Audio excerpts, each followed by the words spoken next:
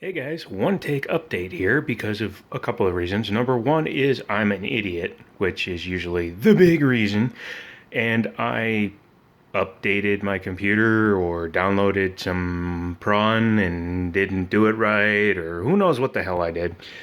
And I wound up doing something that caused my keyboard and mouse to stop functioning in Windows and only working in the BIOS.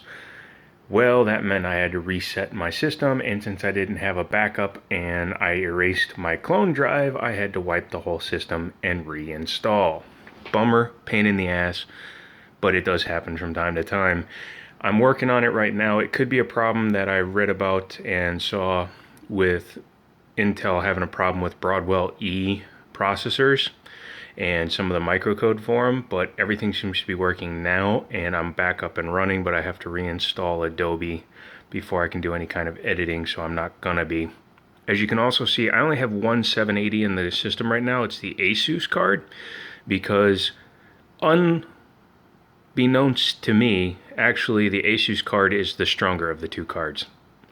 Not really a surprise. The Asus card is on a add-in partner board, so it's not an original reference style like this one is.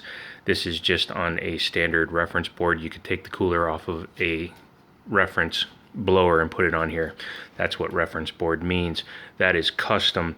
Well, this one, it works fine, and you saw the SLI scores, I think. Did I show them to you? Anyways, it's better than a 1070 when the two are combined. However, this card runs very hot.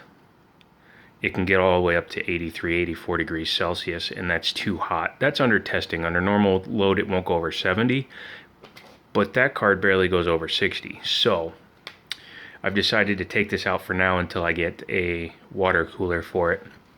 But I'm going to use an all-in-one, probably an NZXT G10 bracket, and go ahead and do it that way. That way I don't have to incorporate it into the loop. It'll be completely removable. Yeah, with the heat issue it has, it won't boost. It won't allow it to get more power because it's creating too much heat that it can't dissipate.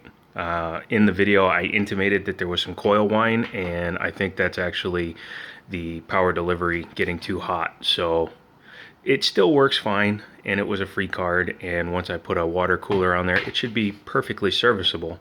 But until then, I'm just running that, and I could tell there was some degradation because at full speed, that will do 12,000 on its own in Firestrike. The two cards combined are only pushing out 17,000. And in synthetic benchmarks, they really should be closer to a 85 to 90% scale when they're being used properly. And I'm using a high bandwidth bridge. Granted, it's not going to function at 2 gigabytes a second like it would on a Pascal card, but it's still faster than a standard bridge or even an LED bridge. This is an LED bridge from MSI, and this allows for 650 megabytes per second transfer rate. And unfortunately, I can't use it though because of the size of this. It doesn't fit on the cards. But regardless, this should still be allowing at least LED speeds through it, and it isn't. So, arg. I'll have to do something about that once the apartment's done. Yeah, and I found out the issue when I did a restart because I was actually testing an older graphics card to see if it was still usable now. Even older than these. Trust me, we're talking Tesla. And I'll get back on that as soon as I'm done reinstalling things that were wiped out. If somebody knows an easier way to reactivate a game on Microsoft Store, let me know.